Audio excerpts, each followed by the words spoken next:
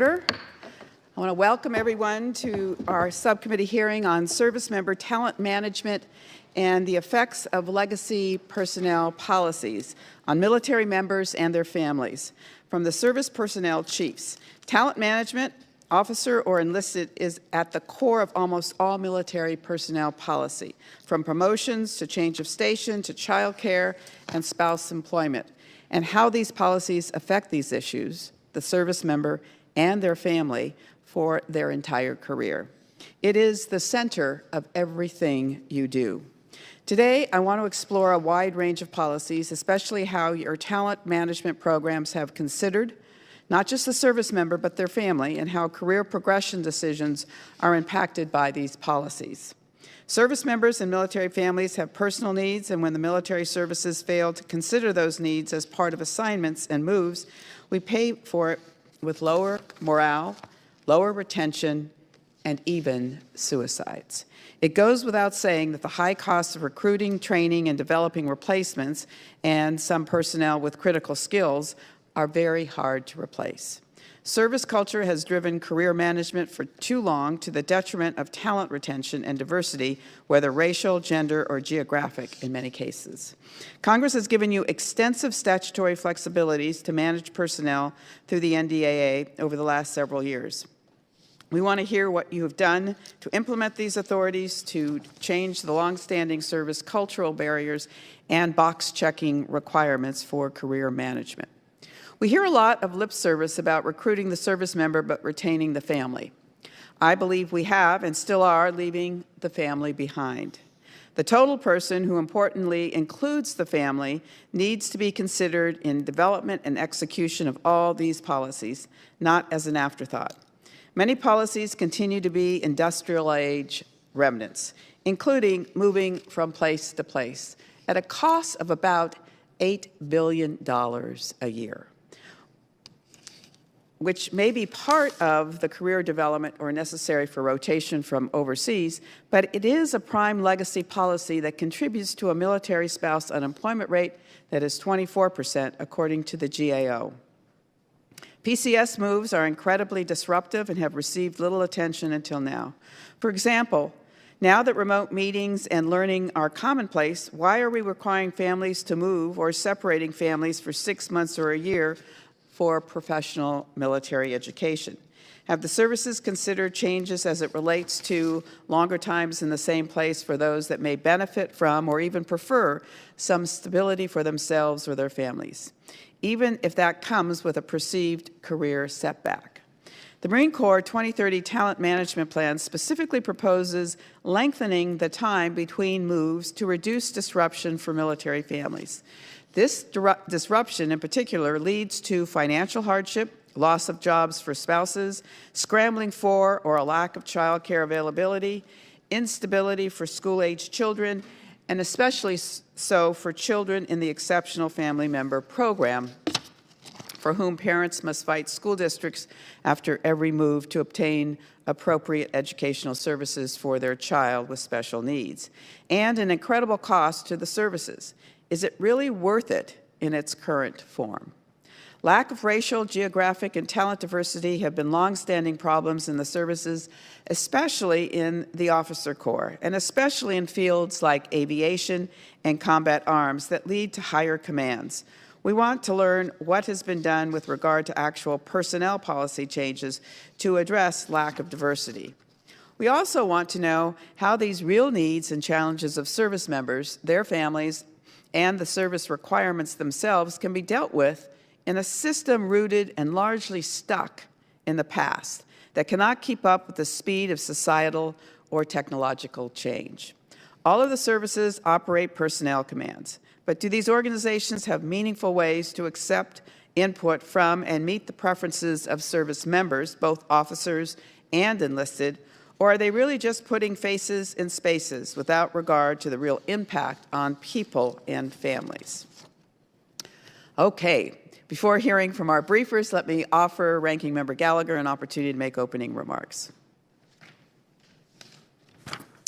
Thank you, Chairwoman Spear. I want to thank all our witnesses for being here today. Talent management in the services is an extraordinarily important topic for this committee, for the broader committee. In fact, I can't think of a more important topic. You know, a lot of times on this committee, we tend to focus on the fancy hardware, the ships, the planes, the guns, the bombs, but at the end of the day, it all comes down to people. It's whether we can recruit and retain talented, smart, highly ethical people to defend this country. And so thank you for your service and your commitment to solving that very difficult problem. And I think as we think about the threats we face from China, Russia, emerging, or Iran or other emerging threats, the constant in all of this is that we need to have warriors in our military with the moral conviction, the physical constitution, and the character to defeat our adversaries. And I look at talent management as critical to success in the multi-domain battle space.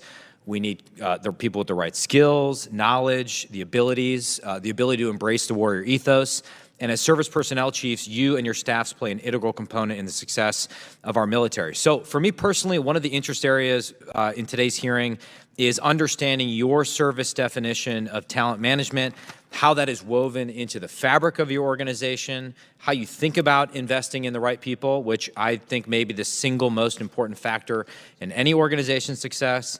Through the strength of the joint force, in my opinion, ultimately relies upon the strength of our broader society, and talent management should target the best and the brightest to serve our nation, regardless of socioeconomic status, race, color, or creed. How do we reach that person that has not yet been exposed to the military but has the talent to serve? In my own case, not coming from a military family, it almost happened by happenstance based on something I started studying in college. I think another integral component of talent management is promotion and retention. I believe our military is and should be a meritocracy. We should promote individuals that are most deserving and exemplify the warrior ethos. However, my concern is ensuring DoD has the tools needed to proactively retain and promote the talent required to defeat our adversaries, as well as sort of the niche specialized talents we are going to need to win a long-term competition with China, whether that is a greater cadre of Mandarin linguists or people that have facility in certain technological areas like quantum or AI. So there's a lot to dig into today. Very much looking forward to it. And with that, I yield back to the chairwoman. I thank the ranking member. I ask unanimous consent to include in the record all member statements and extraneous material. Without objection, so ordered. I would now like to welcome our distinguished witnesses, Lieutenant General Gary Brito, Deputy Chief of Staff, G1 for the U.S. Army, Vice Admiral John Noel, Jr., Chief of Navy Personnel, Lieutenant General Brian Kelly, Deputy Chief of Staff for Manpower, Personnel, and Services, U.S. Air Force, Lieutenant General David Otkenon, Deputy Commandant, Manpower and Reserve Affairs, U.S. Marine Corps, and Ms. Patricia Mulcahy, SES, Deputy Chief of Space Operations for Personnel at the U.S. Space Force. Each member will have an opportunity to question the briefers for 5 minutes following their statements. And with that, let's begin with Lieutenant General Brito. You may begin.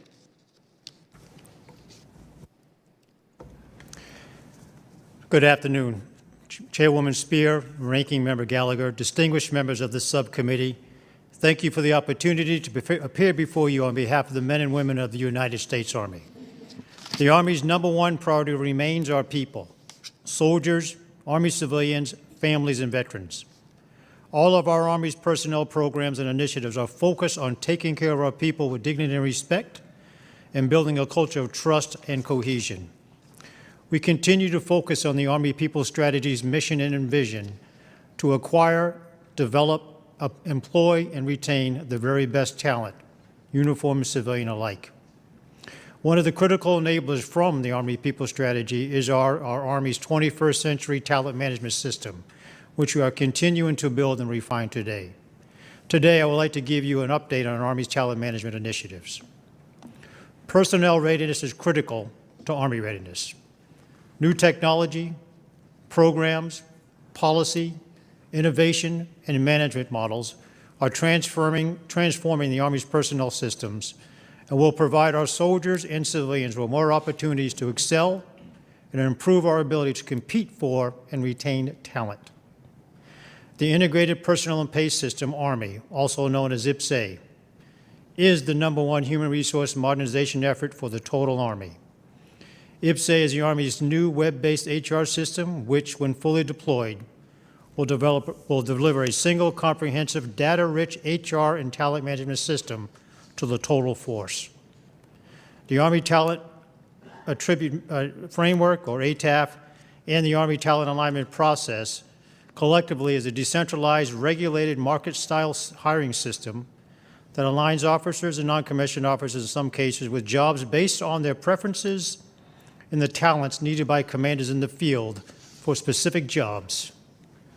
This talent marketplace gives leaders more flexibility to build a team of individuals with the needed skills, talent, and experience they need. It also gives individuals more control over their assignments in their career path. A similar process called the Assignment Satisfaction Key Enlisted Model, ASKIM, and other processes are in place for our senior non-commissioned officers. The Command Assessment Program continues to improve the Army's ability to select leaders at the battalion and brigade levels who are more cognitively capable, better communicators, both oral and written, more physically fit, more self-aware, and less likely to exhibit counterproductive or ineffective leadership traits. Initiatives such as direct commissions, brevet promotion, and the options for individual service members to have more control over when they are considered for promotion continue to help the Army fill critical shortages in technical fields and also gives individuals more flexibility on their career paths.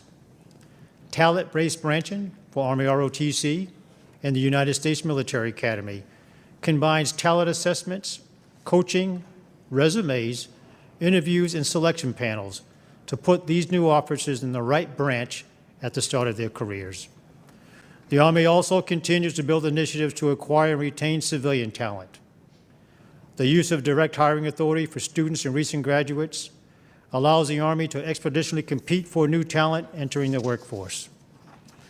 And also, the Army has established the Army Career Civilian Management Activity, the first ever organization specifically designated to provide centralized career management services for our treasured Army civilians. Lastly, we recognize that talent management is more than just acquiring, developing, and distribution. We fully recognize the connection to our Army families.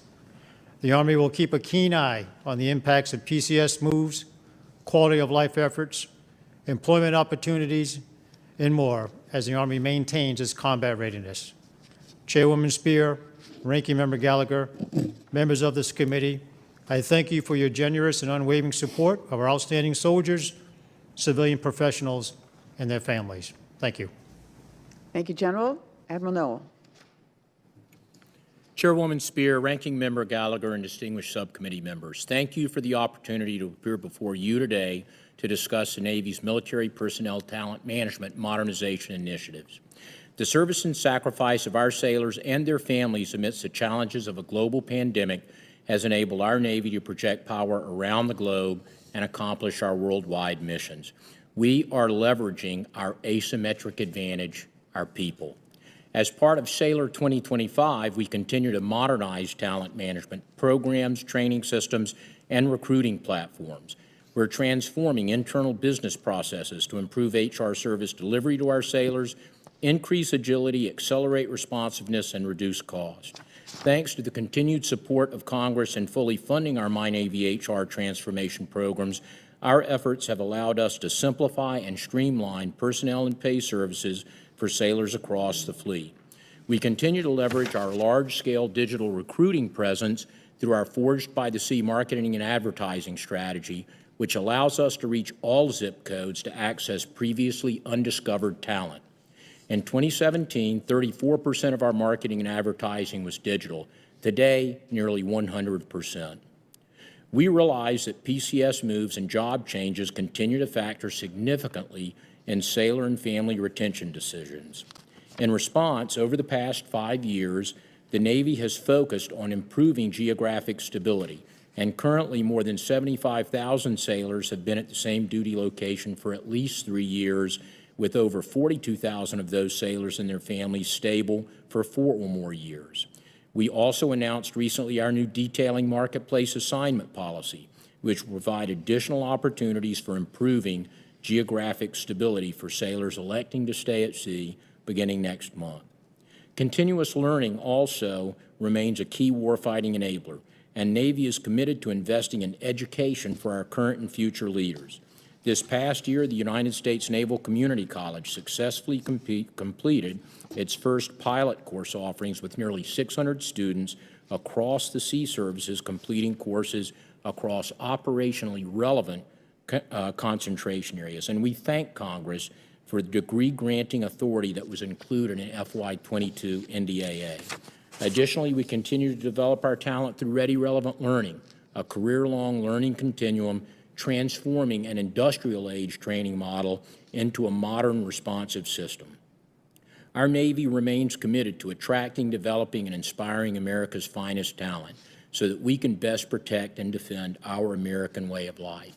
We appreciate all of your support, and as CNO discussed last month, though, every day matters in this critical decade, and a year-long continuing resolution will degrade our warfighting capability and would have significant impacts on fulfilling our commitments to our sailors and families.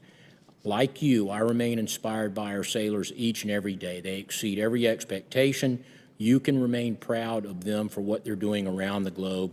We so appreciate your support and commitment to the men and women of the United States Navy and their families. I look forward to your questions. Thank you, Admiral. Lieutenant General Kelly.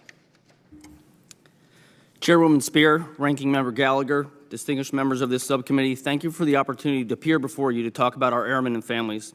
I'm honored to appear before you today with my fellow service personnel chiefs, and I'm particularly proud to be here with my Department of the Air Force partner, Ms. Mulcahy, who's here representing the U.S. Space Force. The U.S. Space Force was purposely built as an agile and operationally focused service, with the United States Air Force providing much of the support programs for Guardians and their families. As such, some of the support programs we will discuss today are applicable to both airmen and Guardians. As the Air Force Chief of Staff has articulated, our national security challenges are growing at a rapid pace.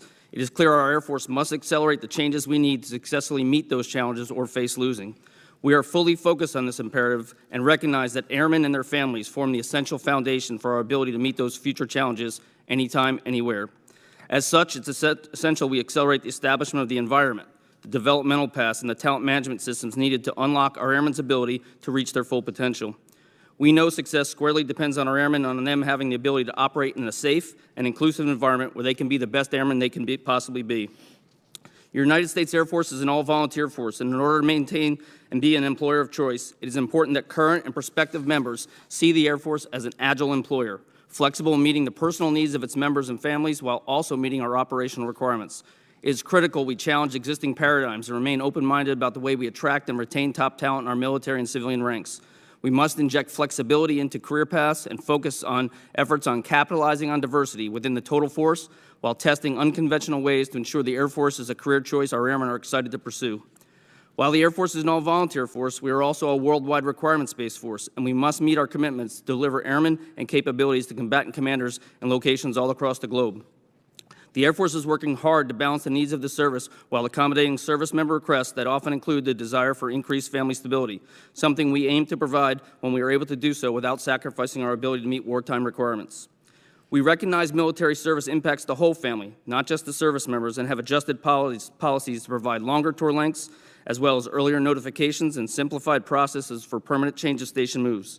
Additionally, the Department of the Air Force continues to work with states and military communities as part of our strategic basing process to factor in the community's ability to provide adequate education and to advance the ability for spouses to sustain careers without added expense or delays. This key program signals the seriousness of our commitment to these programs directly to our community partners. Since taking care of airmen and families is a mission imperative for us, I also want to mention the challenges and impacts we face if we continue to operate under or end up operating under a year-long continuing resolution. A year-long CR essentially equates to a $5.5 billion top-line reduction in buying power. Within our personnel budgets, we are very appreciative of the pay raise for FY22 for both military and civilian members and believe it was absolutely necessary.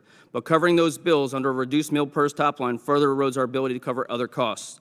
This means the Department will have to eliminate incentives and bonuses impacting approximately 11,000 military members, as well as to reduce the number of accessions late in the fiscal year fourth quarter, maybe by up to 21,000 members. Further, the Department will have to delay or cancel necessary PCS moves, creating uncertainty for many families, particularly during the summer months, when the majority of our moves occur in order to accommodate school schedules. This in turn impacts spousal employment, child care, and school transition plans both in the U.S. and overseas. A year-long CR also impacts our authorized meal count efforts, supporting child care and our ability to execute civilian hiring actions, including hard-fought gains we are making to increase our resiliency and directed prevention workforce programs. As a bottom line, we should all understand that a year-long CR will have a negative impact to our airmen and families. In conclusion, resilient airmen and families are our competitive advantage, and they deserve nothing less than our best. The United States Air Force is committed in our actions to support our airmen and families, and we look forward to continuing to partner with the Congress in our endeavors to do so. I appreciate your continued support of your Air Force, your airmen, both military and civilian, and the families who support them. I thank you, and I look forward to your questions. Thank you, General Kelly. Lieutenant General Aghanan, did I pronounce that right? Yes. Okay, thank you. Chairman Spear, Ranking Member Gallagher, and distinguished members of the committee, thank you for the opportunity to appear before you today to discuss your Marines and talent management initiatives of your Marine Corps. I've submitted my written statement, so my remarks will be very brief. We've decisively stepped out on talent management design and modernization efforts. General, is your microphone on? Sorry, there you go. My apologies, Chairwoman. We have decisively stepped down on talent management design and modernization efforts to increase the readiness and the lethality of your Marine Corps to fight and win if called upon by our nation. The Commandant published Force Design 2030, and it's all about lethality and warfighting capabilities. Talent Management 2030 supports these efforts. Accomplishing these objectives of force design will not be possible without highly skilled, mature, and mentally tough Marines to execute it. Talent management is all about building that future force that is better equipped to fight and win in an increasingly high-tech and complex environment. There are three main points I would leave with you this afternoon. First is that we recognize that we're in a competition for talent, and we are executing our initiatives at speed today. The statutory authorities that Congress has granted have streamlined this effort. Other initiatives will require more study to implement. We remain committed to getting this right. Second, this is a multi-year effort that will require time and resources to complete successfully. A fundamental redesign of our personnel system is necessary to provide management talent and includes upgrading decade-old systems to the digital cloud-based technologies of today. Predictable funding will be a key to our success. Finally, your Marines and your Marine Corps has always been about families, and when people is our business. Our focus remains on building and managing and interfacing with the best of our nation's men and women that serve and defend this country. And we also want to ensure the readiness of their families. We know that we recruit the Marine, but we retain the family. I'm proud to represent your Marines, their families, and the civilian employees, and look forward to answering your questions. Thank you, General. Ms. Mulcahy. Thank you, Chairwoman Spear, Ranking Member Gallagher, distinguished members of the subcommittee. Thank you for your leadership and support that you have provided to the United States Space Force, our guardians, and their families. It's a privilege to come before you today alongside my military colleagues. And as we purposefully build a force capable of securing the space domain, we developed and released our new human capital vision, the Guardian Ideal, back in September of last year.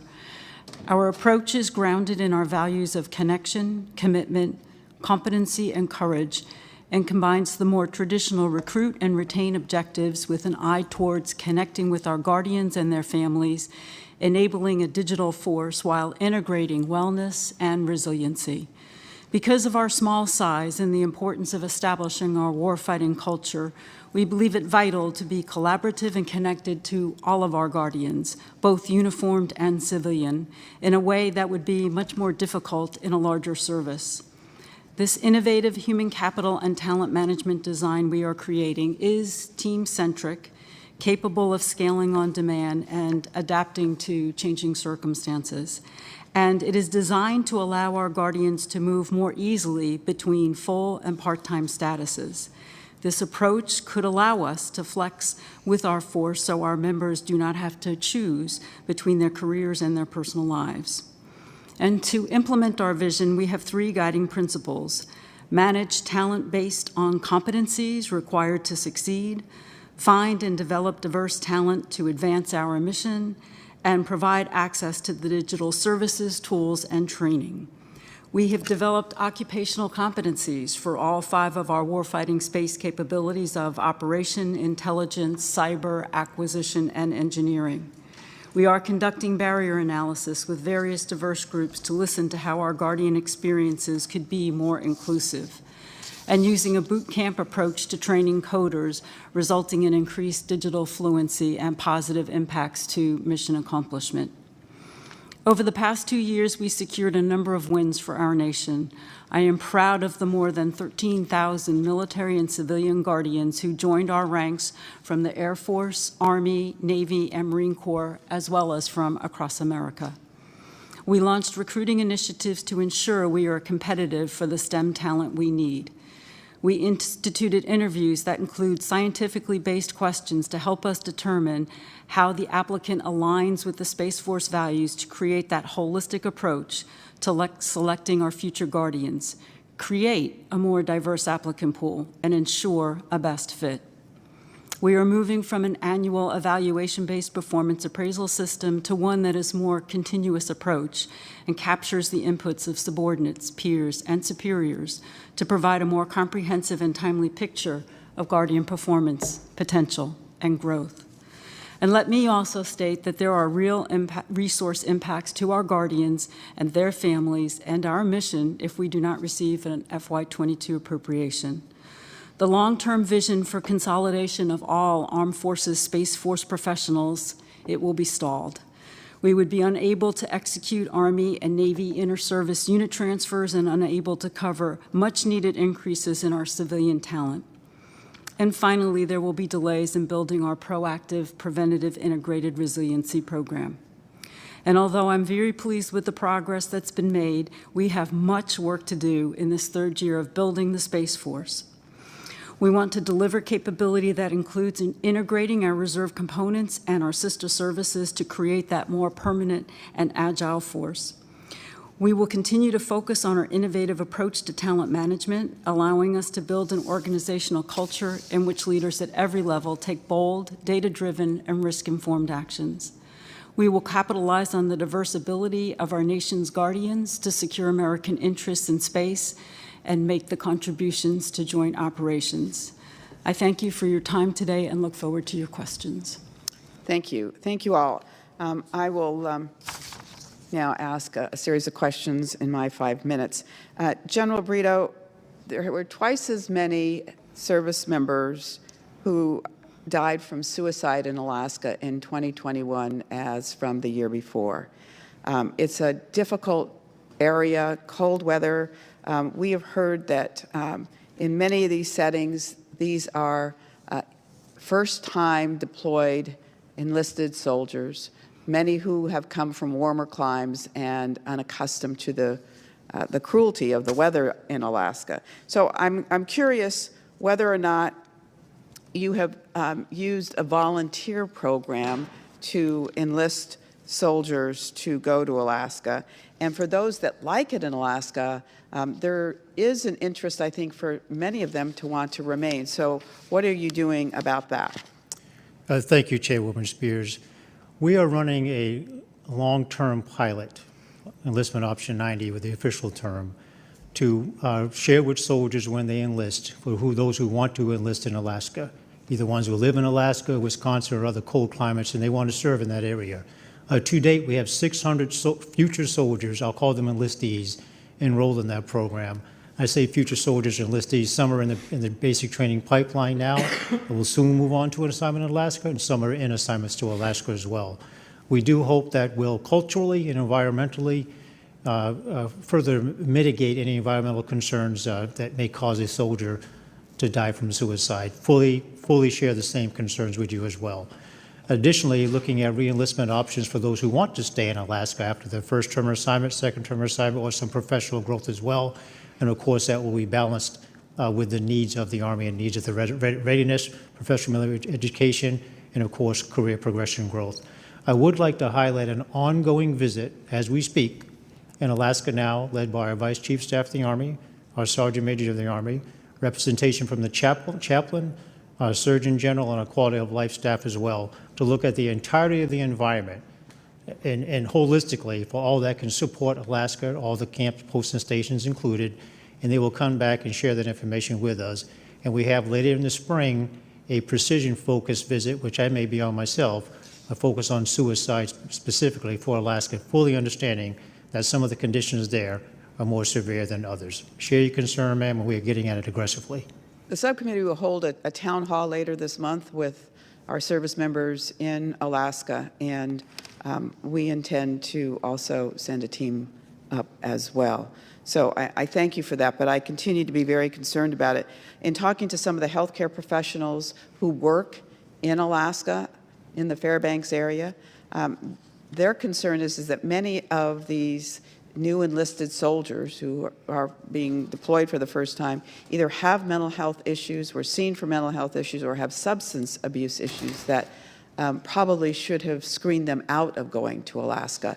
And I hope that you will look at that as well in the coming months. We would like a report back on those who are part of this pilot program to see how many do, in the end, go to Alaska and are successful there.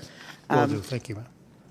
Admiral Noel, the JAL reported to Congress that the Navy surface fleet is undermanned by some 15%, below the required staffing for safe operations. And on the heels of the tragedy of losing 17 sailors on the McCain and Fitzgerald due to the collisions, being understaffed is really unacceptable. So what are you doing to deal with that problem? And if you need more resources and tools, will you please tell us what you need?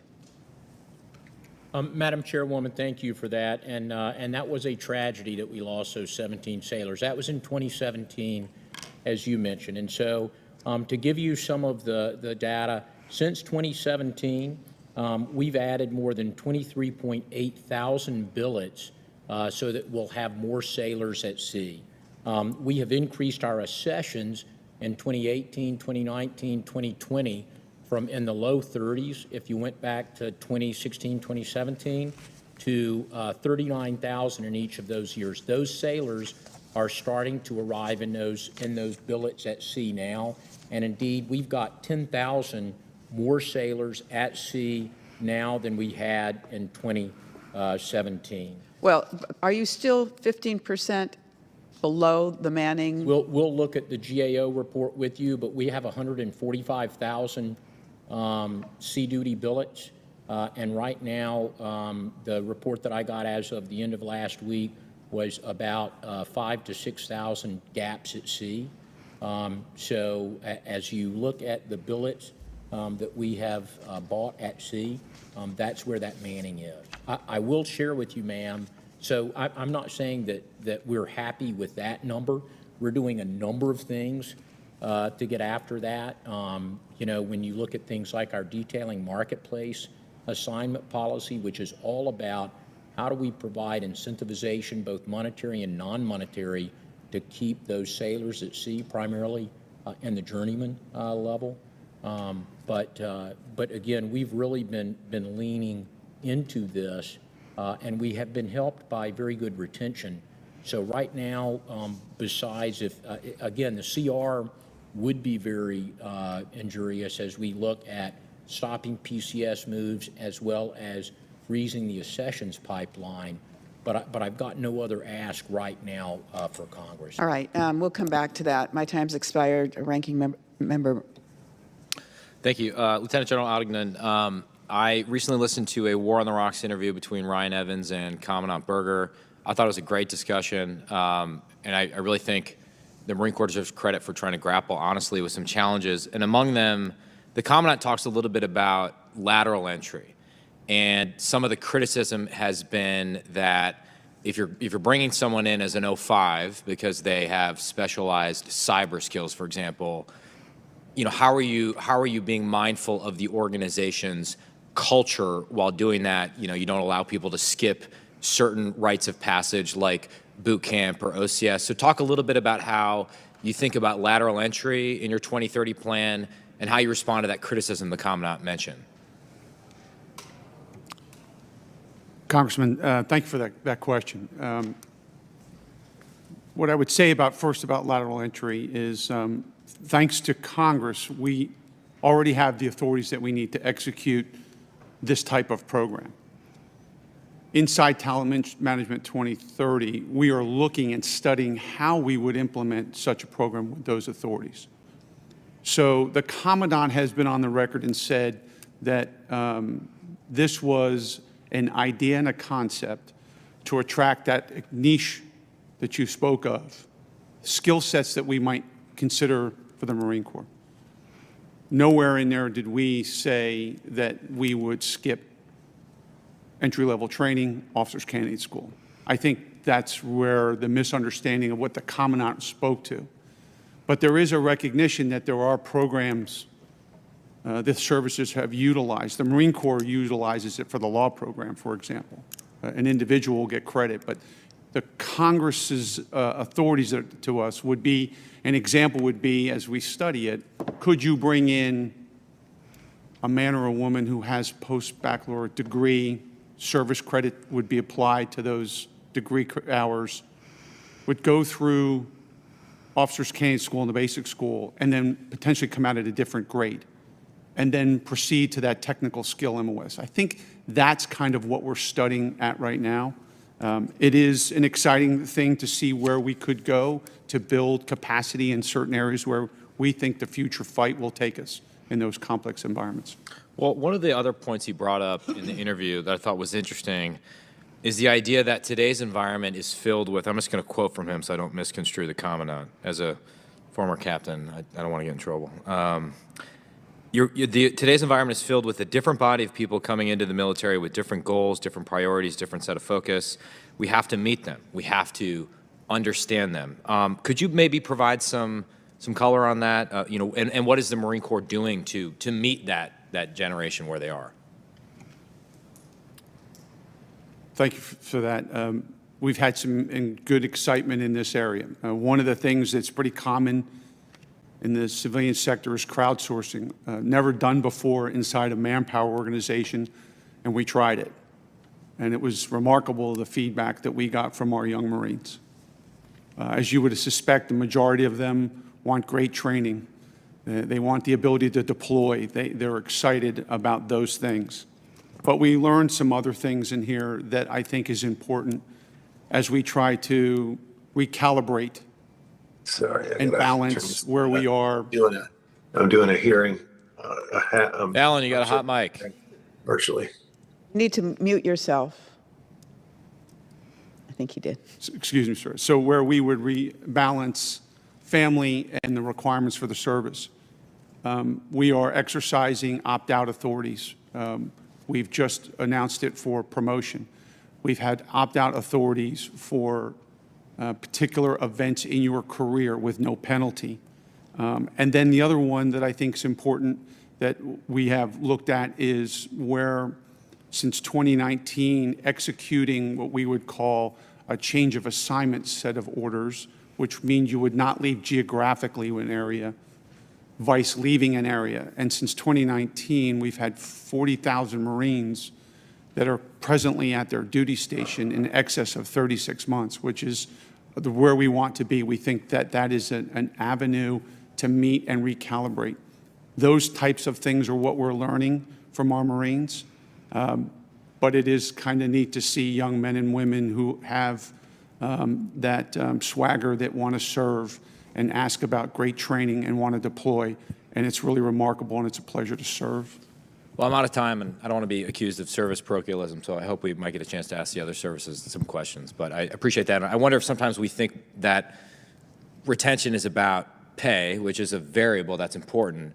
But for younger people in particular, I wonder if it's more about just sort of freedom to influence their subsequent assignment and a little bit of flexibility as opposed to just the pure economics of staying in. Sorry to go over my time. To your point, I think we found out that with pilots in the Air Force, money wasn't doing it. They wanted to be able to fly, and they wanted a quality of life with their families. And we have got to be much more holistic.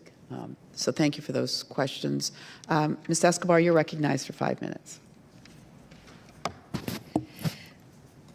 Thank you so much, Madam Chair, and many thanks to our panelists. Really appreciate your time here. I have the incredible privilege of representing Fort Bliss in my community, El Paso, Texas, and I've had the privilege of speaking to many, many service members, and so I appreciate the topic and the timeliness of it for me. I'd like to start with what the biggest challenges are that you all see in terms of talent management, including retaining and attracting talent. What, if each one of you wouldn't mind, please, identifying what the top 2 challenges are for you that you want to make us aware of.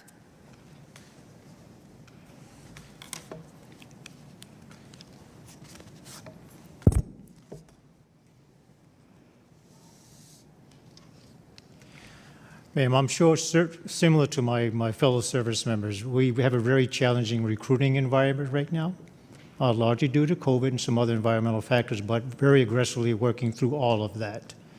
I'm very proud of where our talent management efforts are going. If there was one we continue to manage and very much focus on stabilization so that we can lengthen our PCS moves and get to the issues that Chairman Spear mentioned as well. But those 2 remain challenges, one of which we are very focused on, and ensuring that the same quality of life, opportunity to excel is applied to our civilians and the families that support their loving soldiers. Thank you, sir. Ma'am, thank you for that question. I would agree with General Brito that as we look at the recruiting landscape, we do worry for all of those same reasons. And I would just share that I got a recent report that as we look at the eligible population of youth that are available for us to go after for service, in the last 2 to 3 years, the number that are propense to serve has gone from 13% to 10%. So at the same time that we and so many others are going after the same talent pool, and certainly we're competing against each other, we also have the number of in the pool that is shrinking. That's probably one of my number 1 concerns. And then the other is that as we look at how we keep some of our communities that are always challenging, think cyber, think nuclear, think naval special warfare or aviation. I think making sure that we have the flexibility and the agility, as Rep. Gallagher mentioned, with monetary and non-monetary incentives. We know that the centennials are really driven by both, as are folks that are our age, and can we change quickly enough, to the chairwoman's point too, to make sure that focusing on warfighting readiness, we give them options and flexibility to keep them in the Navy. So in some of those specific high demand, low density skill sets. Thank you. Thank you. Yeah, ma'am, I won't touch on the recruiting piece, so my colleagues have already, but all of us are obviously concerned about that, so I'll go in different directions to help our conversation here. First thing I would say is balance of individual desires and needs with balance of our force. We're working hard to make accommodations and things for instance, we have Sikh airmen now, we have Muslim airmen with different hair policies. We have a women's hair policy that we did to help us attract and retain. We changed rule sets on putting hands in pockets and silly things like that that could help us start to get to that generation. At the same time, though, we have these requirements around the world that we have to meet, right? So not all of our locations are garden spots. Not all of our locations allow you to take a family. So how do you do that and how do you balance it? Right now, we have a tour length of about 51 months on station. That's over 4 years on station here in the CONUS for our enlisted members, 39 months for our officers. When you go overseas, about 47 months enlisted, 35 for officers. So balancing that out and being able to do that and give that stability is one of the challenges that we have, and that we work hard to sort of balance those things together. General, can I interrupt very briefly, because I've only got about 30 more seconds. Something I do want to throw out for you all, just as you're talking about these other policies, I have a wounded warrior fellow in my district office, a Marine. She would love to re-enlist, but she can't because of the tattoo policy. There are things that we really need to look at, and as you mentioned, may sound silly to some folks out there, but what are the obstacles that are keeping out really talented, amazing service members, patriots, who want to be a part of the armed services? Chairwoman, if you would give me that young lady's name, we'll take care of that. The Commandant recently waived tattoo policy, so there should be no issue with the tattoos. Yeah, I was under the impression that the tattoo policy is history. Is that true that's for all of correct. the services? That's correct. And there's no restriction at all? It can be up to the neck and up to the arm? That's correct. It's my understanding that if it goes on to the hand, there's a... So there is some uniqueness to the policies, I think, from each of the services. The Marine Corps says that it can't go past the collarbone here and it can't go past the wrist bone. But clearly, let me see that young lady and we can see what we have there. I would offer just very briefly, I worry about accessions. I worry about the headwinds. We have asked and we partnered with the department for a legislative proposal that allows us to get into the digital market, much like the private sector for recruiting, to make sure that we have access to the best and the brightest young men and women that choose the propensity for service. So I would ask for the support for that proposition. I think the other one I would say just very briefly, the challenges that I see in my service is the modernization of our systems.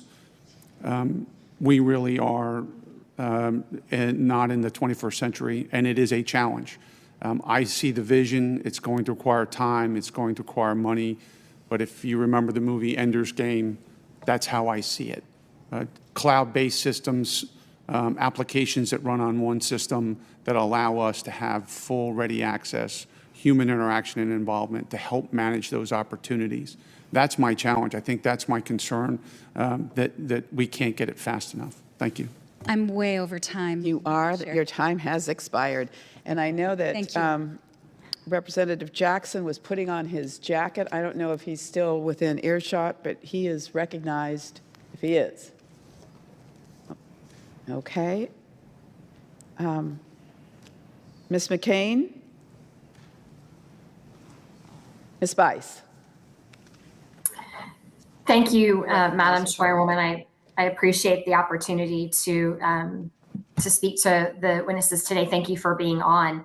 I actually want to shift the conversation just slightly to talk a little bit about what we're doing to recruit and retain technology talent. You know, one of the things that I keep hearing from the services is what we're doing on the cyber front. And so I want to maybe ask, what are you doing to sort of build up a pipeline for those critical cyber positions that are currently maybe open or unfilled? How are we addressing that? Because it's such an important piece. You know, I think warfare is changing. And one of the important aspects of that is making sure that cyber warfare, should it become a thing, it is being addressed properly. So can anybody speak to that? Yeah, ma'am, this is Lieutenant General Kelly from the Air Force. I'll start in. I'll tell you that on the accession front for cyber, we have for the last 2 years and will continue this coming year over-assessed purposely in the cyber side, trying to make up for the talent pieces that we know we need. So we're about at 110 to 120% of the normal accession requirement. When we get them on board, though, the key now is giving them something exciting to do and making sure that we are doing things that are going to keep them. So it's the quality of the service that they get and including stability for them. So specifically in our cyber STEM career fields, we have lengthened the tour lengths for initial, once they graduate tech school. They used to go for 3 years. They're going to 4 years now. When they get a second assignment, the second assignment is at 4 years for those folks. But I'll tell you where the challenge is for us is not right now in those young folks. It's the mid-career folks. When we started to grow the cyber ranks out, we already didn't have enough field grade officers and enough folks at the 03 to 05 level. And so lateral entry and trying to catch up a little bit, and that is key for us. I would say we're a little bit behind in that in the Air Force, but those are the kind of things we're trying to do to get the cyber and pieces forward.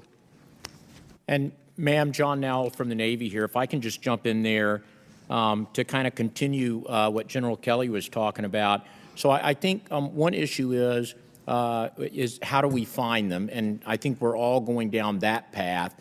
But then the other is as we bring them in, and then to your point on the retention. So we've done a couple things here. For instance, for our cyber warrants, we brought back the Warrant Officer 1 program for the first time since Vietnam. And we specifically targeted our cryptologic techs who are called interactive on-net. So they're the folks that go in there and actually do things in dark rooms. At the E5 level, we heard that they didn't want to become a chief and then kind of lead a division, do the administrative stuff. They wanted to actually go ahead and sit in that dark room and launch attacks. That's what we do with warrant officers. So we created it. We brought in our first tranche here 2 years ago, and we get about an extra 5 to 6 years in the warrant ranks with these sailors, and we found that that's very, very popular. We've also leveraged the DOTMA authorities with lateral entry, and so we have been able to bring in 44 officers here over the last 2 years in cryptologic warfare and our information professionals that will work in this realm. So I think we've got to approach it from a number of different fronts. Admiral, I think that's a great point. You have individuals that are experts in the cyberspace, and they're not necessarily wanting to be in a leadership role. They know what they know, and they're really good at it, and they want to continue to be in that role. And so finding ways to develop them, to give them additional responsibilities without putting them in a leadership role is incredibly important. And Lieutenant General Kelly, you actually kind of segued into my next question, which was, I see that you are looking to potentially PCS those individuals at a longer time frame. Is anyone else looking at that? Because I do wonder, just sort of generically, not specific to cyber, but do you feel that the 2-year rotation for families is becoming a real burden? And is there a thought process or a discussion happening around lengthening that PCS time? Congressman, this is Lieutenant General Brittle from the U.S. Army.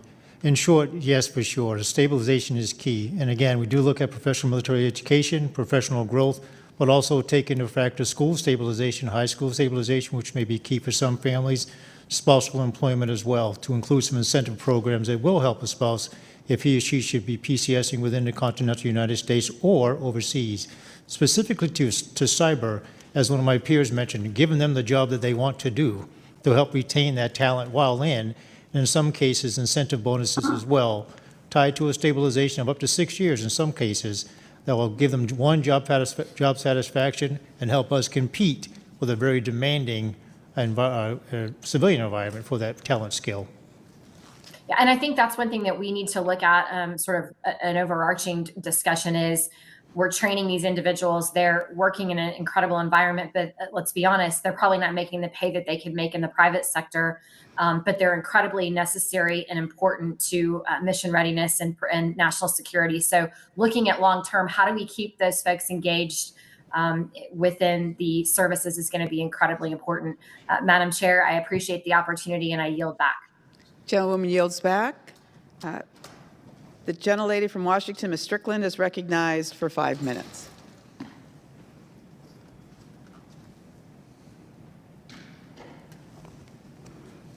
The gentleman from Texas, Mr. Vesey, is recognized for 5 minutes.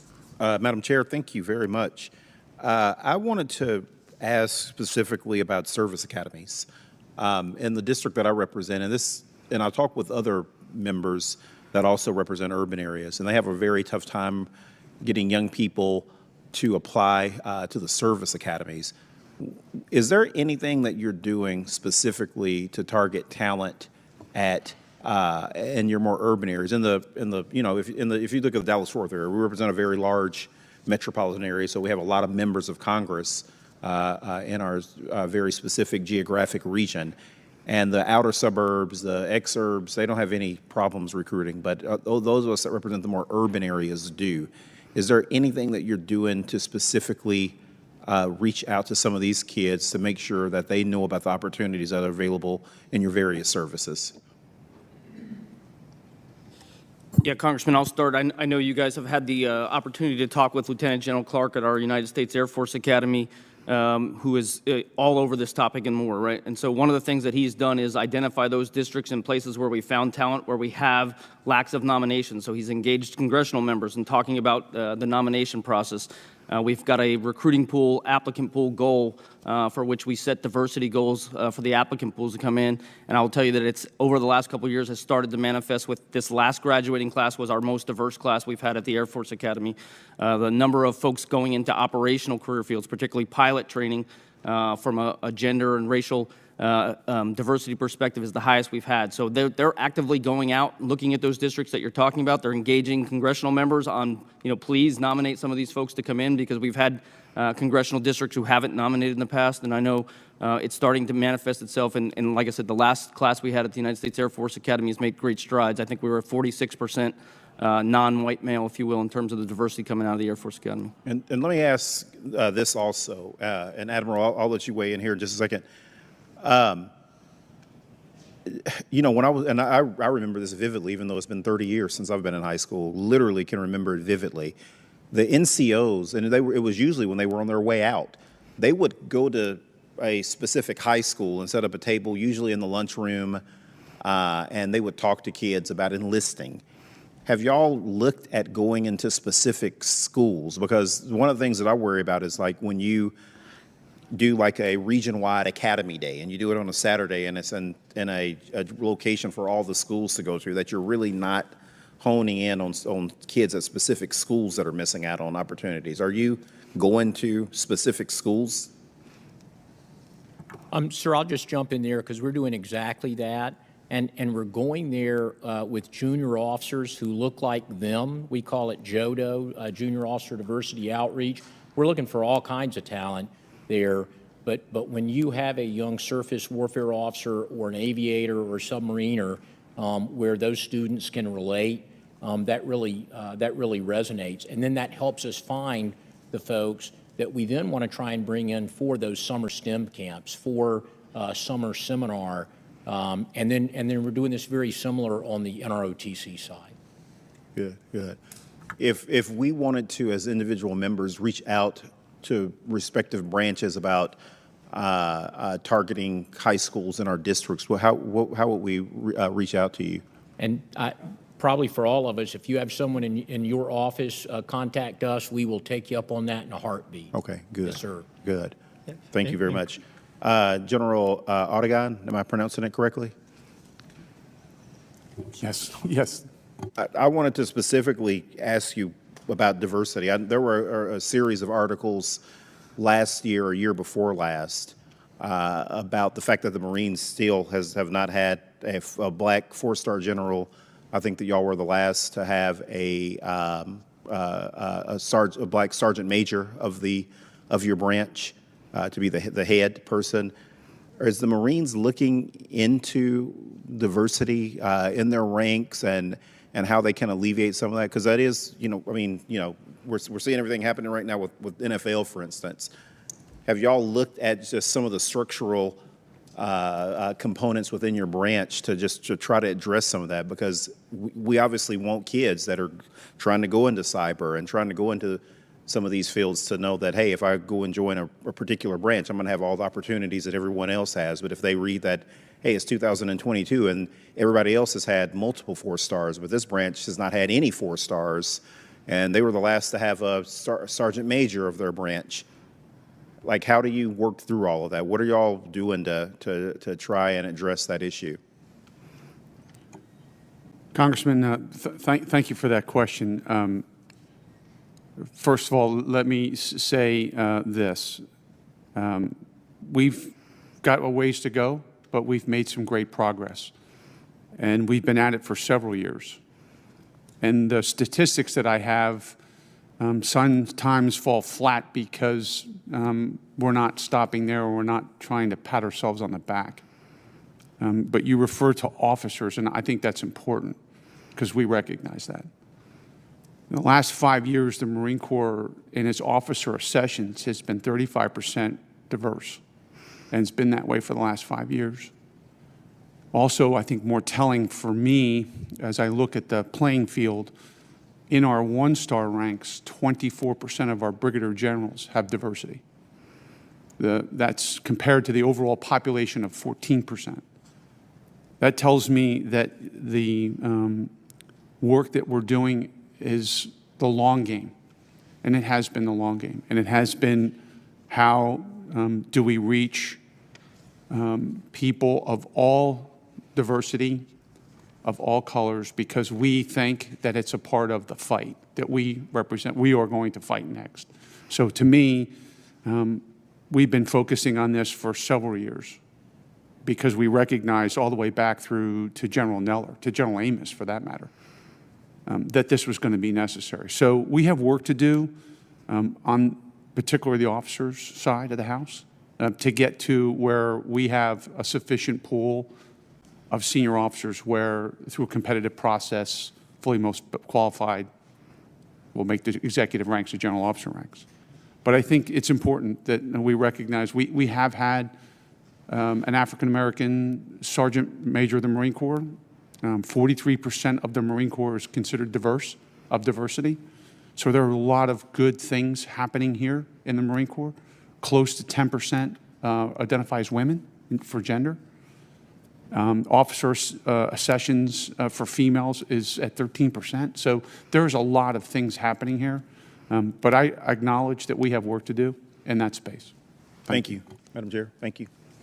Gentleman's time has expired. 10% is not very good when the rest of the military is at 18% or 20. We now will cede the floor to the gentleman from Texas, Mr. Jackson, for 5 minutes. Thank you, Chairwoman Spear and Ranking Member Gallagher, for holding the hearing today. I also want to thank our witnesses for being here. I appreciate your time. Understanding issues related to recruitment and retention is important as decisions are made in Congress regarding funding levels, of course. Now more than ever, we need to focus on maintaining a military that's prepared to fight and win in a conflict against a highly advanced adversary such as China. The 2018 National Defense Strategy laid out a strategic approach to addressing military challenges. We need to focus on building a more lethal force, strengthening our alliances, and reforming the Department of Defense practices to match our modernization efforts. When thinking through those lines of efforts, the number one priority is taking care of our greatest asset, our people. With that said, I have a question. My first question is, we're currently in the middle of sweeping reform in the military health system. This includes transferring responsibilities that used to fall under each service to the Defense Health Agency. Over the past year, I have prioritized going to some of our major medical facilities around the country to hear directly from our medical personnel. Regardless of branch or rank, one common theme that I keep hearing is that nobody has a clear explanation to me on how these reforms are going and what it's meant for their future and for the future of military medicine. I think that could potentially be a problem. I think it's starting to be a little bit of a problem with morale, and I just wanted to address that. If we lose medical personnel and jeopardize our medical readiness, we will not be able to recover quickly. That's not something we're going to be able to stand up very quickly, and we could face severe casualties in a future conflict. Those casualties could be avoided if we focus on retaining these service members and maintaining adequate medical readiness.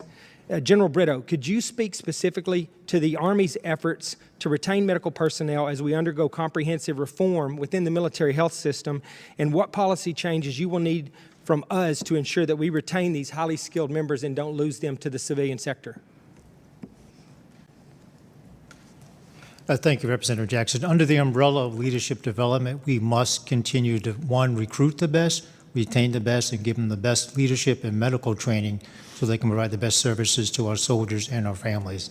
That is including a very aggressive retention effort as well, largely led under the umbrella of our Surgeon General and other medical professionals, fully respecting the complexities that may come as services get rolled into the DHA. For one, job satisfaction, continued medical training which they need, which they need, and continued training to keep them advanced in the skills that they need to provide with whatever specialty they're working in.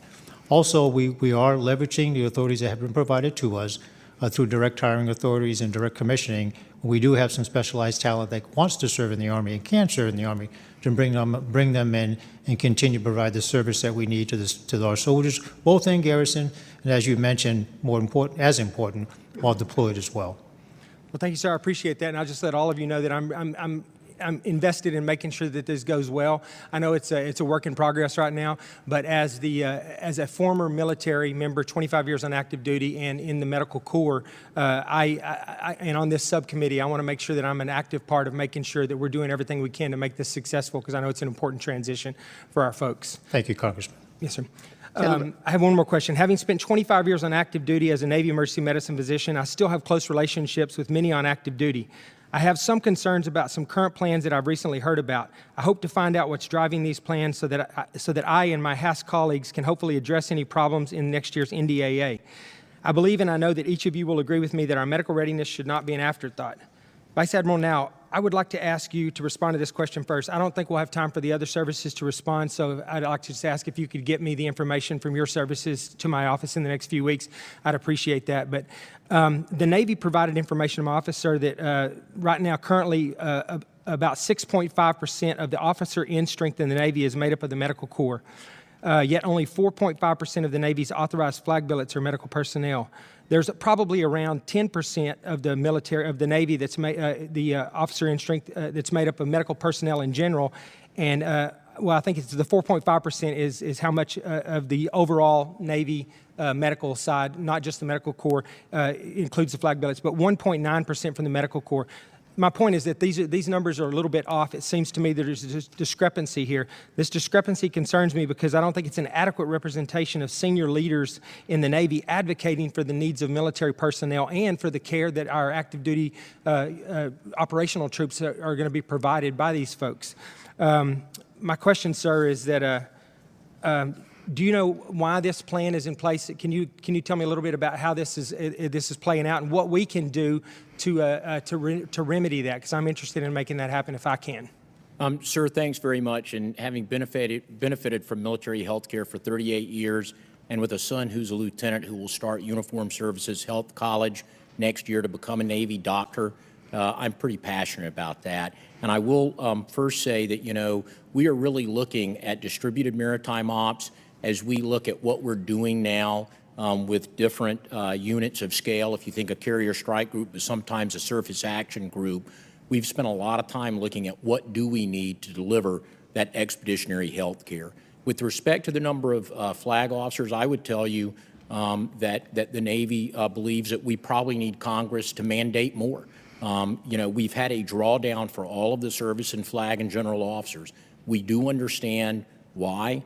But that's forced us to make very hard decisions to include the flag officers that are delivering health care. So we'll work with you on that, but we certainly share your passion. But I do think when you look at some of those numbers, what explains some of that is actually congressional mandates on ceilings for flags and general officers. Gentleman's time has expired. Thank you. I appreciate that. Thank you, ma'am. The gentlewoman from Washington, Ms. Strickland, is recognized for 5 minutes. And before you ask your questions, if you'd provide all that information to the committee as well, we'd appreciate it. Thank you. Thank you, Madam Chair. Service members and their families make sacrifices every day, and we must do everything to ensure that their experience while they're serving is a good one. It's why I led a letter to the Defense Appropriations Committee urging Congress to raise base pay for service members. Today, however, I want to draw your attention to research released by Blue Star Families, an institute for veterans and military families, on experiences of military and veteran families of color. Their data was compelling, and it really points to key challenges to recruiting and retaining a diverse, ready force. So I'd like to submit the Blue Star Families Social Impact Research 2021 into the record, please.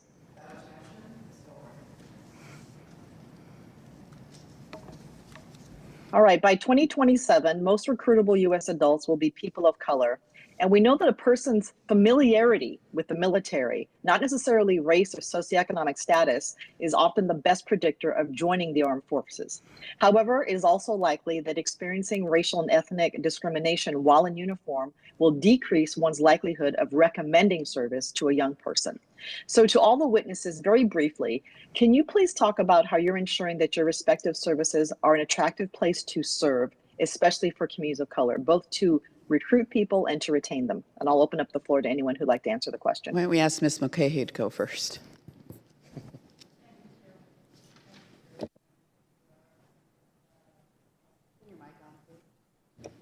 Yes, thank you, Chairwoman, and thank you, Representative, for that question. I'd like to first address it on the recruiting side. So we have, relatively speaking, smaller numbers into the Space Force, and we are still benefiting from the great excitement about our new service. And so we have many, many more applicants than we actually are able to take in. We are very focused, though, to the point that's been raised several times here about diversity. diversity. And so we've been able to work with our Air Force recruiting services to actually expand the pool and to do it because we are a smaller service on a quarterly basis. And we're finding that that's allowing more diverse talent to be able to be coming in and to be considered. We also know it's important that when folks are making selections that they do that and look like from our diverse background. So we're using our chiefs, our E9s, and we're making sure that we have a diversity on those panels as we're making selections. We're also now in select university and colleges that are HBCUs, that are HSUs, and that have alignments with women colleges to be able to get out our message and our information about the Space Force and how to join. And that's both on a military and a civilian perspective. And what we bring to these select universities and colleges is not just the linkage with the ROTC program there, but also the linkage with research dollars that we bring. And again, that goes to the question earlier about what are some of the different things you're doing to attract the STEM talent. And we find over and over again that there's that connection to be made about okay, I'm not sure if I want to do military service, but I could do civilian service, so we're being successful there. And then also to be able to reach out through these institutions that are historically black colleges or Hispanic universities to do better in reaching out both from an enlisted perspective and an officer perspective. Great, thank you. Would any other witnesses like to answer this? Chairwoman, I just would, this is Lieutenant General Ottingham from the Marine Corps. Very quickly, I'm familiar with the Blue Star Families report and the interaction, and I was grateful that we were able to participate with that organization. Our Chief Diversity Officer, General Williams, was involved in that, and it was a good give and take. And I also was very pleased to see there were quite a bit of positive things that came out of that report that were very good reflections. I think for us, with the recommendations that came out of that, we really want to focus on military personnel readiness that's related to the families, as you described, about making sure that we find that recalibration and that balance, as well as supporting infrastructure within our installations and our communities to make sure that those Marines and their families have the best connection to those resources and inside those communities. Thank you. Great, thank you very much. And before I run out of time, I'm really just emphasizing that, you know, we all want a nation that is safe, that is just and secure, and that should also apply to the folks who serve in our military and their families. Thank you, Madam Chair. I yield back. Gentleman's time has expired. Ms. McClain, you're recognized for 5 minutes. Thank you, Madam Chairwoman. I want to thank you all for being here today. With the growing threats around the world, it is paramount that we maintain significant force strength for years to come. General Brito, in your statement, you mentioned your command assessment program. While I appreciate the success the program has had or has been having in selecting capable leaders of the future, you mentioned that it is too early to draw definite conclusions from that program. But can you briefly describe the early iterations of these assessments, what you have learned from them, how you plan to evolve the program in order to have greater success in finding command candidates for the future? I mean, I think this is a very important point, and I'm excited to hear how things are going. Yes, Congressman, thank you very much. And since its inception, we've had over 3,400 eligible candidates participate. If I may use the last cap 23 for fiscal year 23, which we executed back this last fall, had over 1,600 candidates participate for 733 command level billets. And I would note of that, around an 87% ready for command rate, roughly 9 to 10% not ready for command rate. And I would like to mention the components of the CAP assessment, which will kind of talk to your question, both a cognitive and non-cognitive assessment, a psychological interview, in our case, of Army physical fitness test, peer and subordinate feedback, verbal and written communications assessment, and a blind panel interview, which serves as a key indicator to select the best talented leader to take command and stand in front of soldiers, whether it's 5,000 or 15,000. It is very much a data-rich assessment, and we are collecting data on the trends, and I'll just pick one for illustration. Let's say that we see written communication skills as a weakness or even a strength. But in the weakness in this case, we tie it back to the leadership development early in the chain. I would highlight something we have called Project Athena, where we're developing now captains and majors to become better lieutenant colonels and colonels, sergeants to become better sergeant first classes and master sergeants. And what was that project called again? I'm sorry. Yes, ma'am. Very proud of it. It's called Project Athena by name. And we're starting at the junior leader level in the intent, part of my illustration, to connect that junior leader development to the type of leader we want to become commanders and command sergeant majors. And in essence— So in your assessment, it's although it's not finalized, it's hitting the benchmarks in which you wanted it to hit, in which it was intended to hit. I do assess that it is, ma'am, and with the data over the future years, I know we'll have a more data-rich, informed environment to, one, develop the program better and refine it as necessary, but yet develop those junior leaders early on so that we have a much better prepared cohort as commanders and senior leaders when they get to the senior rank. And that would feed into our General Officer Corps as well. Thank you, sir. General Agnatin, I want to shift to you real quick. In your statement, you mentioned that you need resources to modernize your personnel systems. What does modernization mean? And specifically, what resources are required for you to achieve this? Madam Chairwoman, thank you for the, Congresswoman, thank you for that question. First, it comes to resources, and resources, I mean no dollars. But in a lot of the things that we're doing now, we are capitalizing on partners. So, for example, we have a great partnership with Johns Hopkins and the Applied Physics Lab. We are using dollars from OSD to help us craft out this model that will give us a predictive tool that helps us determine those attributes for retention. This will be a platform in which we think will be ripe for machine learning and for AI technologies. But we literally want to be able to round out our systems, our analytical systems, that will allow us to have at speed information, as I described earlier, readily available so that all opportunities are seen and the dialogue between the individual is seen.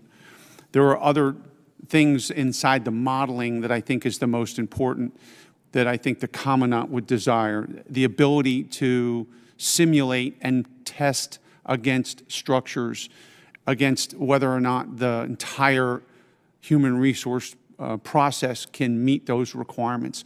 That's where we're coming up short, but it'll come down to resources, both in dollars and in time. Thank you. Thank you, sir. Gentleman's time has expired. The gentleman from Texas, Mr. Fallon, is recognized for 5 minutes. Thank you, Madam Chair. I appreciate it. I'm going to start with a little bit of nostalgia, but I'll get there. And it may sound like a little bit of glory days, but not only when I was in my college days, I was an ROTC cadet, but I was also on I was an athlete and on a football team, and we happened to win the national championship in my junior season. And why I mention that is being around that kind of excellence.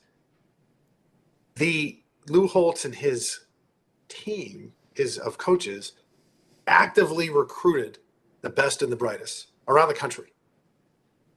They didn't wait for talent to show up at their doorstep.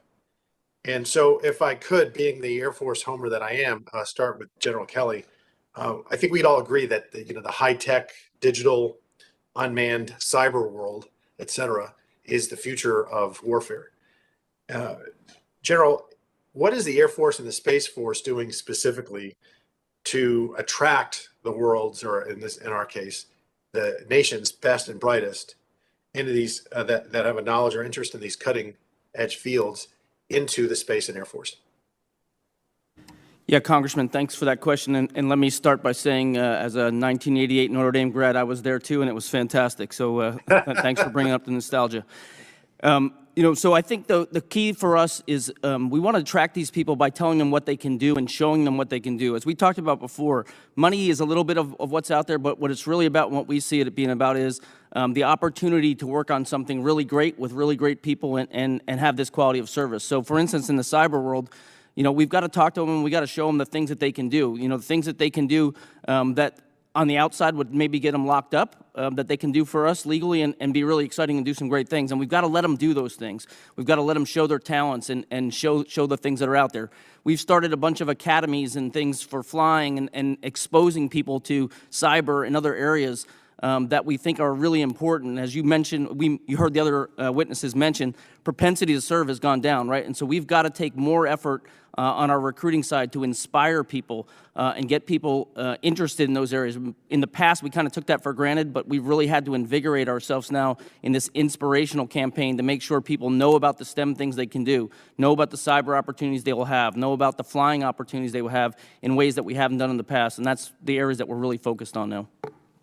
Well, thank you, General. And I hope that we're making Colonel Woods proud, our former PAS. I'm sure he would be. I would have to say, too, I'd be remiss if I didn't mention that, the importance of love of country and patriotism. Because if you love your country, you tend to want to serve it. And that helps. That's just more of an ethereal 35,000-foot view thing. But specifically, General Adignan, how does the role, I'm interested with the Marine Corps because you are so, such a lean force and, the few, the proud. How does the role of social media impact your ability to recruit Marines? It's kind of a two-part question. And do you feel you have the flexibility and authorities you need to be able to reach today's generation? Congressman, thank you for that question.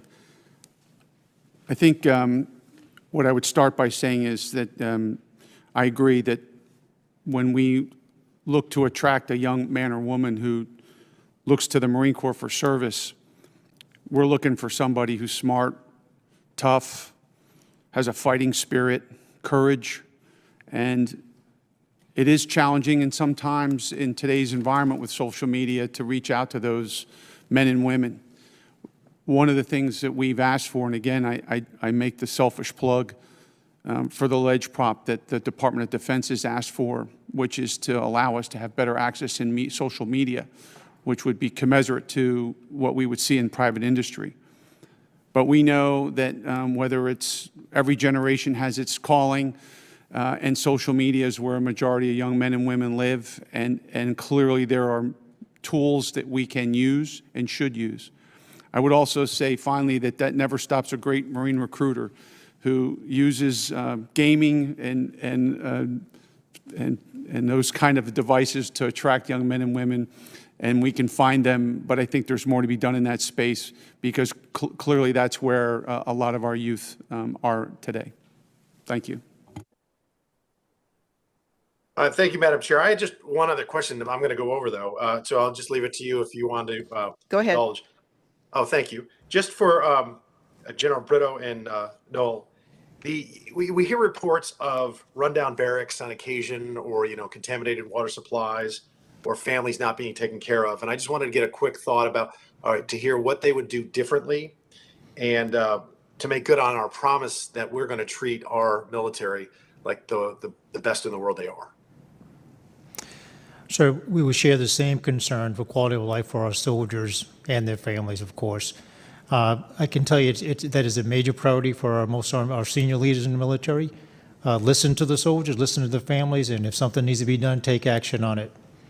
But clearly, it's something that needs to be invested on with the utmost leadership and financial investment if necessary and when necessary. Thank you, Madam Chair. I yield back. Gentleman's time has expired. We're going to do a second round, and if you could keep your answers short and concise, I can maximize how many of my questions I can get in this round. 25% of the spouses are unemployed. That is a huge hit for service members, particularly enlisted, whose salaries are low. What are each of you doing to try and assist in terms of finding employment for spouses? But I want you to be brief. Ma'am, Chairwoman, since you're going to hear from all of us, I'll just hit one of the many initiatives, a few initiatives that we're working now is an online tool for our spouses to see opportunities at their said installation or one that they're going to move to and apply for it early on. That's been helpful. And also leveraging home station businesses on the respective installation where a spouse that may have a home-based business can run that on a respective base as well. And additionally, sharing all this in a very aggressive sponsorship programs and in our processing programs when a soldier with family shows up at whatever camp or installation, what installation they're going to be at. So the Marines are creating an environment where you can do change of duty but not change of station. Is the Army doing that at all? Because that would help with unemployment. We are working within the umbrella of stabilization as best we can, but again, we do take into consideration the readiness requirements of the Army and the professional growth of that soldier, and do stabilize them for the sake of their family when we can. But all that is factored into the. Well, it's got to become a priority. The readiness is certainly an issue for the Marines as it is for the Army. So I would urge all of you, as you look at the talk that we engage in with the family is retained, the family serves, that PCS is a huge issue, and we should look at ways of changing that. Because we did it for the last 40 years doesn't mean we have to continue to do that, particularly if you can change their duty. Admiral Noel.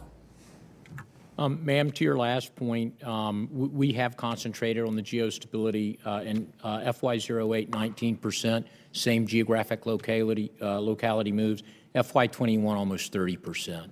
So we've seen more ability to keep folks in the same place. On PCS spouse employment, first, thank you to Congress for increasing the stipend for the licensure to $1,000. We've had 559 spouses that have taken advantage of that.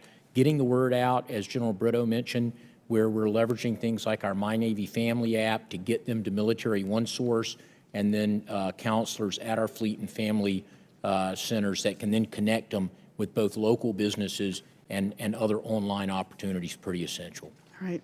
General Kelly.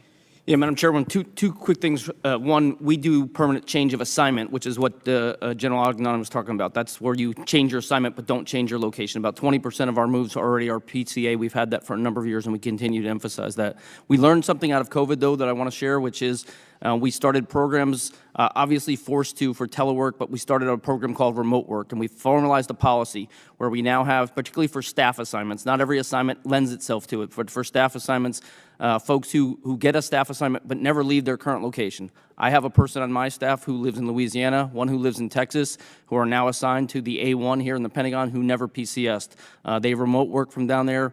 They do their things every once in a while. They come TDY to the Pentagon, but they never moved. We saved PCS dollars, and they live in the same location where they were. Thank you. Madam Chairman, the only one I would add from my colleagues, and I do agree the licensure fees were very popular. The other one I think that I know you are very passionate about it is child care. I think that's something else that is something we want to pay attention to. And as I've mentioned before, we've seen some great success with our off-base fee assistance, and where we take what the rate would be for the installation and capped at $1,500. That if they cannot get onto the base, that there's an ability to provide child care off base. So I think those are some important things that I know we want to work very hard at, because I think that also lends itself to employment from our spouses. Thank you. Ms. Mulcahy. And Chairwoman, I want to thank you for that question, too. We have been really focusing at both our junior and our senior folks with that come up for assignment to make sure those that are part of a military couple, especially now that many of them are with the Air Force or with other services, to be taking that really deliberately into account. And then I, too, want to echo General Kelly and say that we have multiple instances now in this past year of where we've been able to do these remote assignments for staff assignments for NCOs and for officers, and it's been very successful. All right, final question. Parental leave. We have authorized 12 weeks. I want to know, are you each going to institute 12 weeks for the service member? I'll go first, Chairwoman. We will. Whether they're giving birth or the foster care or adoption. Okay. Yes, Chairwoman. Madam Chairwoman, one of the things I wanted to let you know was that We will this week release the 3-week secondary care leave that we discussed. Excellent. Good. And we are going to work very closely with the department to implement the NDA language for the law. And as you know, the Commandant has spoken pretty clearly, both in written and in the press, about his commitment to families and to that particular issue. General Kelly. Chairwoman, easy answer, yes. We're going to implement it in the full state of the law. We're ready. The policy is ready to go as soon as DOD publishes it. All right. Admiral Noel. In similar fashion on the 3 weeks, the Navy is supportive of that as well, and we're working with OSD on the 12 weeks. Well, are you going to increase that? You can do that now to 3 weeks, and then it's going to be 12 weeks. And then we're working with OSD on the implementation of the NDA language, yes. Okay, very good. Uniform, ma'am, yes on the 3, and as the NDA law comes out, execute the 12 as well. Thank you. My time has expired. Gentleman from, what state are you from? Wisconsin. The gentleman from Wisconsin is recognized for 5 minutes. Alaska, Wisconsin, cold states. And I come from a family of Domers, so it's disgusting to hear all this Notre Dame love going on. Vice Admiral Noel, I genuinely appreciate you responding to my letter. A lot of times we send these letters and we don't get a response. We may have a disagreement on the issue, but my concern at the time, in response to your comments that we need to use photos to enforce diversity for general officer, flag officer selection boards, was that we're going to start explicitly judging people by the color of their skin, and that might sort of paradoxically stoke racial tension as opposed to alleviate it, as well as undermine sort of the concept of a colorblind meritocracy, which my view is essential to the military. Your response was, well, I'll let you respond and characterize your response as opposed to mischaracterizing it myself. Sir, thanks for that. And those comments at Sea Air Space, and I think what I would zero in on is that when we talk about diversity, we always talk about not only diversity of race, gender, and ethnicity, but of thought of where you're from, Wisconsin, for instance, or how you attack problems. And we value all of that. So for us, it's all about warfighting readiness. So that's really the point that we want to make. And to your point, we don't ever want in the Navy, or I think any of the services, to not give both the reality as well as the appearance of being a meritocracy. So we do think that that is very important. I do appreciate that, because I think sometimes when we hear the CNO or other Navy officials say diversity is our strength, it raises the question, well, what type of diversity are we talking about? Yes, sir. If we're solely talking about racial and gender diversity to the exclusion of intellectual diversity, then we might have a disagreement on this committee. And I'm hearing you say we're talking about all sorts of different types, correct? That is true, sir. And the way that we characterize it is that you not only want a diverse team, but you have to lead it inclusively so that everybody is a part of that team and they're buying in. And so that's part of not your question, but as we look at what we're calling our culture of excellence, that's all part and parcel of that. So again, about warfighting readiness. And I think is the issue in the Navy, because the Navy concedes it is more diverse than the rest of the population, but the issue is specifically with the flag officer class, which is not as diverse as the rest of the population. And that's a great point, sir. So I will tell you, one, so we do know, though, we need to bring more diversity in the front door across all of the areas that you have been talking about.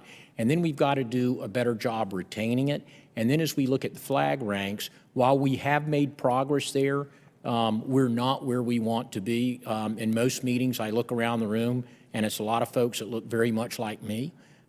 So that where the rubber meets the road in the Navy is our 17 communities. Yeah. And so the CNO and the Vice Chief meet biannually, so twice a year, with the 3-star that leads each of those communities, and they talk about what are you doing across character, across competence, and then connectedness, and they specifically look at how are you developing your leaders 04, 05, 06, so that we actually have the folks going into those flag boards. So you've made this claim that diverse teams that are led inclusively perform better. And does the Navy have data to support that claim? And what type of diversity you're talking about in that context? So I will tell you, a lot of times when you hear that, there are Harvard business studies or from academia that will give that to you. And typically they're talking more from the standpoint of race, gender, and ethnicity. So, but we certainly know, though, that when we look at ships that are knocking out of the ballpark during their deployment workups, It's a diverse team across all those areas, and it's led inclusively. We are just now, though, getting after the better data collection to be able to say, here's that outcome, and now we can link that all the way back. Again, it's like what type of diversity, though? If it's true that more racially or gender diverse teams on ships perform better, that's an interesting finding. But when you actually look at documents the Navy has produced for evidence, it's not saying that. Specifically, you cite in the Task Force 1 Navy report cites an article from 2014 from the Proceedings of the National Academy of Sciences, which took 180 people with finance experience and gave them brief exposure to diversity, basically taking a white participant to a non-white participant, and then sent them to individual computer terminals to make fake bets on fake stock markets. And that's the citation that the Navy uses to say diverse teams are 58% more likely than non-diverse teams to accurately assess a situation. I actually think that undermines the case because it's such a poorly designed study that's not applicable to the world of finance, let alone to the specific business of asking young men and women to kill and be killed for their country. The other study the Navy cites is this 2015 McKinsey study called Diversity Matters. It omits half the data set, and it also has this complicated formula for quantifying sort of the diversity of a board that makes no sense if you dig into it. So I've run out of time. I know this is a fraught topic. I actually think if we had better social science, we'd better answer this question. In the report that was just mentioned, that we read into the record, if you look at the methods, I just got this, so forgive me. It admits it's not a statistically representative sample. So what are we supposed to do with it if we can't even understand the problem? I don't know how we can devise a solution. So I've gone over my time. I'm sorry, Madam Chairwoman. You can take it from future time. The gentleman's time has expired. The gentleman from Texas, Mr. Jackson, is recognized for 5 minutes. Thank you, ma'am. I don't have any further questions. Right. All right. Mr. Fallon, you are recognized for another 5 minutes if you would like. I think he's not listening. All right. Social media. I want to thank you all for participating today. We're very engaged, as you can tell. We want to see the services succeed in meeting their goals for both accession and retention, and we want a 21st century military. I mean, it is different, and we've got to change our ways so that we can retain the talent that we develop. So many of these questions fall into that category. I would like to just close by thanking you, and I appreciate the fact that you appear to be very flexible in terms of looking at the future, and I really think that's going to be necessary if we're going to be successful. So I'm going to identify the testimony that I'm going to be putting into the record. It's congressional testimony from the American Federation of Government Employees, AFL-CIO.